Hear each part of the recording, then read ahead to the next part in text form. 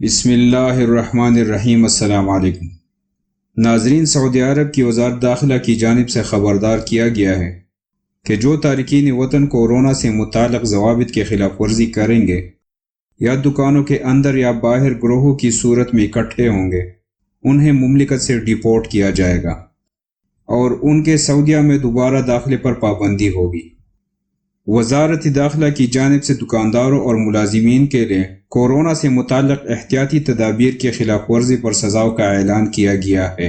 جس کے مطابق اگر کسی کاروباری مرکز میں مقررہ تعداد سے زائد افراد نظر آ جائیں تو ہر زائد فرد کے حساب سے دکاندار کو 5,000 ریال فی کس کا جرمانہ کیا جائے گا، جس کی زیادہ سے زیادہ حد 1,00,000 ریال ہوگی، اور اس کی دکان 3 ماہ کے لیے بند کر دی جائے گی۔ اگر کسی کاروباری مرکز کی جانب سے یہ خلاف ورزی دہرائی گئی تو اس پر جرمانے کی رقم دگنی کر دی جائے گی اور اس کی دکان 6 ماہ کے لیے سیل کر دی جائے گی۔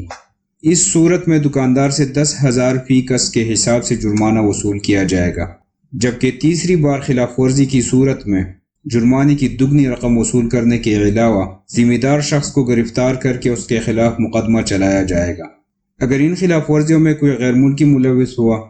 تو اسے فوری طور پر ڈیپورٹ کر دیا جائے گا اور سزا کے طور پر اس کے مملکت میں دوبارہ داخلے پر پابندی عائد کر دی جائے گی۔ وزارت داخلہ کے ترجمان کرنل طلال نے لوگوں پر زور دیا کہ وہ سماجی فاصلے سے متعلق ہدایات کی سختی سے پابندی کریں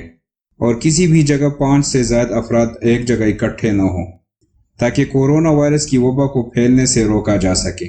اگر کوئی شخص تقریب منعقد کرتا ہے یا کسی ایسی تقریب میں شرکت کرتا ہے تو دونوں صورتوں میں اسے جرمانے اور سزا کا سامنا کرنا ہوگا۔ ناظرین، اگر آپ کو ہماری آج کی ویڈیو اچھی لگی ہے تو کمنٹ سیکشن میں اپنی رائے سے ضرور آگاہ کر لیں۔ اس خبر کو اپنے دوستوں کے ساتھ شیئر کر لیں اور مزید اچھی ویڈیوز اور تازہ ترین معلومات کے لیے چینل کو سبسکرائب کر کے گھنٹی کے نشان کو ضرور دبائیں۔ شکریہ۔